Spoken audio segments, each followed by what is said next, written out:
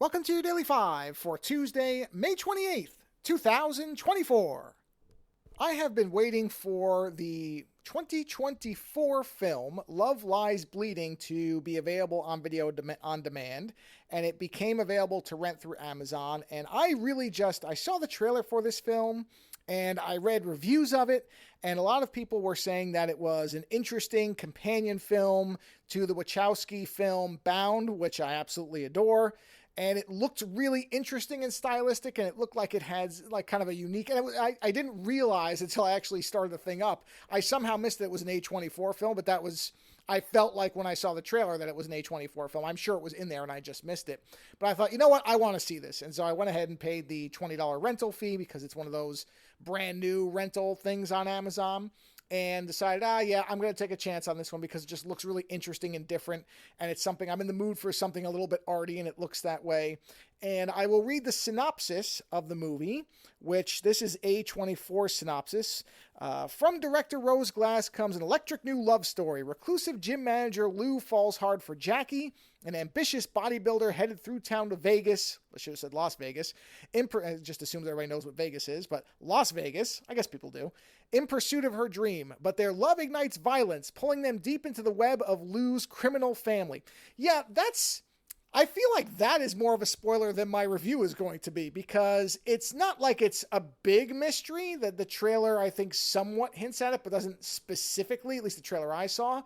But there is this element where you don't know exactly for a while what's going on with Lou and Ed Harris playing her father. You're not really sure what's going on there, what that exactly is. It's pretty quickly told to you, but there is a bit of a build-up to it. But like I said, I think that description is more of a spoiler than my synopsis would have been. I just would have said that two individuals who happen to meet in this town while one is on the way to go to a bodybuilding competition fall in love with each other and then end up in a really unfortunate situation, which I guess is more or less what that is. But the interesting part about it is the movie itself. Now, again, I saw the trailer. I was interested. I wasn't sure how arty it was going to be. And I'm happy to say that I don't think it is so art house that it will alienate people, which that's always a risk. Like, I know I'm into that stuff, and Lando can watch that stuff. And most of the people who enjoy certain films know that they can watch those things. But for a more general audience, some of these artier films can just be too much. They can just be overwhelming. They can be confusing. They can be too challenging. And I don't say that as a derogatory thing. It's just a reality that some people just want to be able to watch, understand, and enjoy something. And I think this movie, up until a certain point, which I'll talk about on Friday, manages to toe that line very well, where you can follow everything, and then it gets a little bit surrealistic at points. But I do think it sets it up, but it goes very far into surrealist or hyper reality for 1-2 scenes at the end. But I think the movie sets you up well enough that you understand or can interpret it without having to get into Lynchian territory. It's not that far over the line.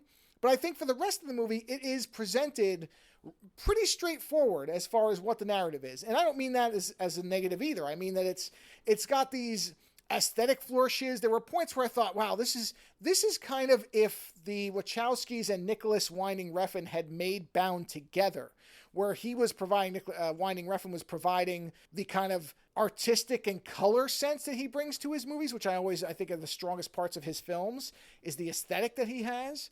But it does have that Bound. There is a lot of parallels with Bound, without saying that one was ripping off the other or anything like that, but they do feel like very companion pieces. And I loved Love Lies Bleeding. I thought it was great. This is actually a perfect double feature to watch with Bound, and it really wouldn't matter which order you watch them in. They feel distinct. They don't feel like they're imitating. Well, of course, one would be imitating the other, but it doesn't feel like it's a rip-off film, but it does feel like they echo each other in a lot of ways. So I really enjoyed this. I'll be talking about it at length on Friday. I won't have any clips from it. It's not really a clippy type of film, but I will go through the film itself, so it will be spoilers all over the place on Friday. But I would say if you were at all interested in this, you should watch it. Now, whether you want to pay $20 to rent it or not, that's your option, but make it a point to see it if you were at all interested, because I was expecting it to be really good. It was in interesting ways that I both anticipated and ways I did not. But all around, I had a great time with it. So again, Love Lies Bleeding, available right now on video demand. I'm sure it'll hit streaming soon. Worth seeing. Later.